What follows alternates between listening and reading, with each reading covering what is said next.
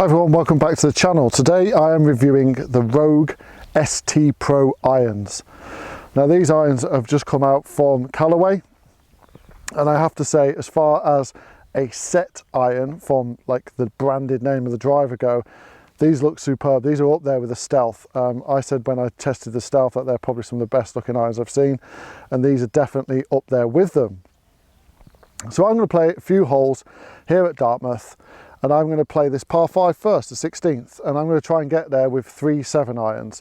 Now this is a stronger lofted 7-iron. It's a 30.5 7-iron, but so it's a player's distance iron. But I have to say, it looks more like a blade. It has that blade style. It does have a very thick top line, but I have to say it has a very small head, a compact head, which is something I like. It isn't forged, but from previous testing I can tell you that this club feels fantastic.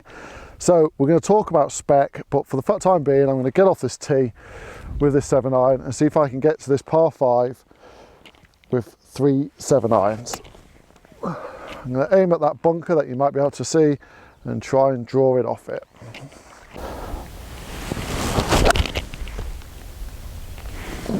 That's a good strike, should be down the middle. Like I said, these irons are pretty strong lofted at 30 degrees, but what it does do is it gets the ball in the air really nicely, and it doesn't feel like it's powerful. But I know from testing that it can go quite a long way. So I'm sort of averaging about 185 with this 7-iron, whereas with my 33 degree 7-iron, I'm getting about 165 to 170. So it is going further, but from testing, it's still going really, really high, and it's still descending at a fantastic angle. So it has to be said, it performs well like a 7-iron, but it just goes a little bit further. So first thing to talk about is the face.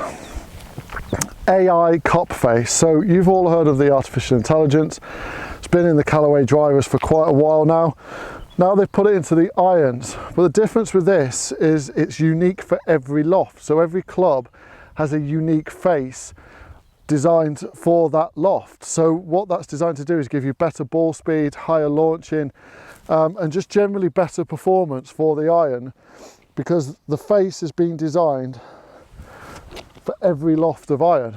Right, I've got a long way to go into this par 5.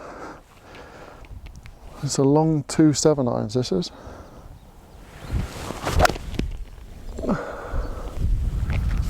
I've overdrawn that, and that's gone left. Not a great shot, but feel wise felt fantastic. Came out the middle of the face. I just overdrew it, didn't trust the draw, but it doesn't feel unforged, if that makes sense. Like, it doesn't feel as soft as a forged iron, 100% nowhere near it, but it doesn't feel as clunky as irons that normally aren't forged. It feels really good off the face. So just pulled that one a little bit, it's just to the left of the path. I don't know if I'm going to get there with the 7-iron, but we'll give it a go. Next thing to talk about is tungsten weighting. There's up to 48 grams of tungsten weighting in the sole or the base of this golf club, and that is 188% more than you got with the Maverick. And what that's designed to do is have weight so low that it helps the high launch. Because there's little loft on it compared to a standard 7-iron, that weight at the bottom will help launch the ball, which will give you that high launch and then really nice peak heights for the good descent angles that you want with a 7-iron. So that way it performs like a 7-iron, but then just goes that little bit further. Right, I'm not sure I'm getting there with this, mainly because I don't know how far I've got to go. I've hit that well though. Is it getting there? No, it's not. But feel wise, it just feels great. Really penetrating ball flight. It doesn't balloon up in the air because of that extra weight. It's not low flighted because of the extra loft. It's everything so far I would want to see with a 7-iron ball flight. So as we go down to the ball, I actually thought I was short, but I'm not. I'm just left of the green, which is a bit of a testament to the golf club really. So I would have easily got here. There's the ball and there's the green. So I would have easily have got here with those 3 7-irons. If I walk across to the green in a direct line, I would have probably been about 5 yards onto the green. So I would have been about here. So just a little bit short of the pin, but I would have made it in 3. And that just goes to show, you don't need to be bombing it to get onto par 5s. 3-7 irons, well, 3-7 irons for me at my distance, would get there, and actually at no point was I in any danger. But that's a course management lesson. This is a Rogue ST iron review. The next piece of technology to talk about is microspheres. Now this face is packed with them. What is that? Well, in tailor-made terms, for those people who know it, it's speed foam, but it's called urethane microspheres. Urethane microspheres, I will get it out in this head. So it's kind of like a dampening foam that's just designed to just quieten the ball down a little bit, but also give you that little bit of extra power behind the face. So it is a hollow body design, packed full of microspheres. But when I've tested this previously, I've not had a flyer with it, which you can sometimes get with a hollow body. So that is a little bit of a testament. I'm not going to say it's not going to happen, because history will probably say that you'll get a flyer with it.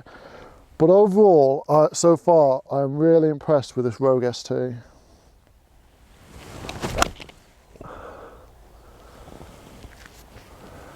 Lovely ball flight. Didn't quite get all of it, but it was a lovely ball flight. Lovely little draw onto the fairway. No, I'm not getting here in 2, that's for sure, not after that strike. But that just shows a little bit of forgiveness. So I did catch it a little bit heavy, but it still got into the air and it still flew. You know, it's probably gone about 160 yards, so it's not gone its full potential, but I'd expect a drop off. All in all, it looks great. It does feel good. It doesn't feel the best, but it feels good enough, as in it's like a great feel for the type of iron that it is, not being forged. So price wise, currently online for 4 pitching wedge, retail at $949, you're finding it online at about $849, so it's pretty reasonably priced for a 4 pitching wedge set. I think for that money it's a great buy. But who is it aimed for? Anybody really. Arguably, if I was playing Callaway, this would be a contender to go in the bag, because it feels great, it looks great, it's compact size, suits my eye, and I'm getting that extra little bit of forgiveness that arguably I could probably do with, if we're being completely honest. What, it's just a great ball flight.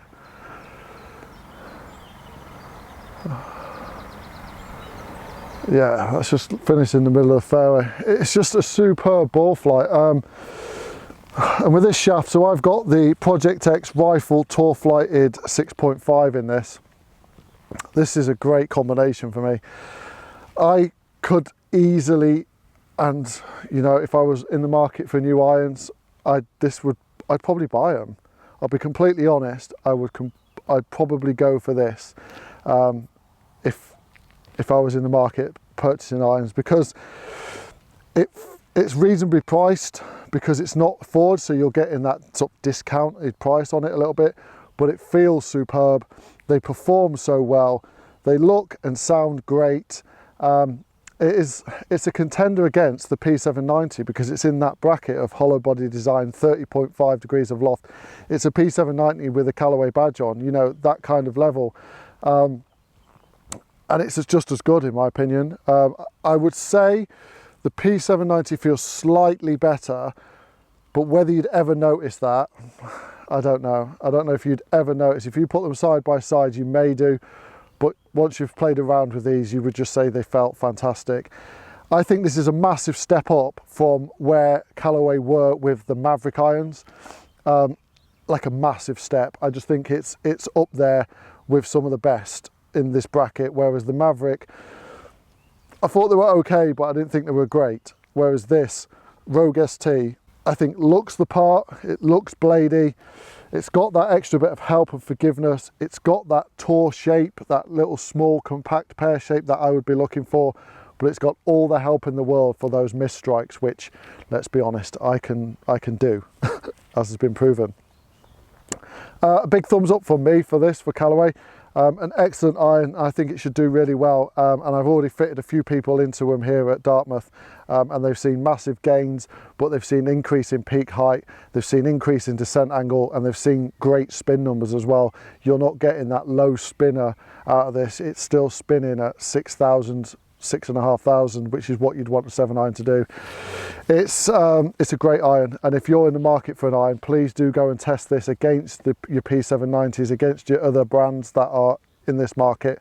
Don't dismiss it because it is branded the same as the Woods, which is something I would normally do, because I think this time this is up there with their Apex range.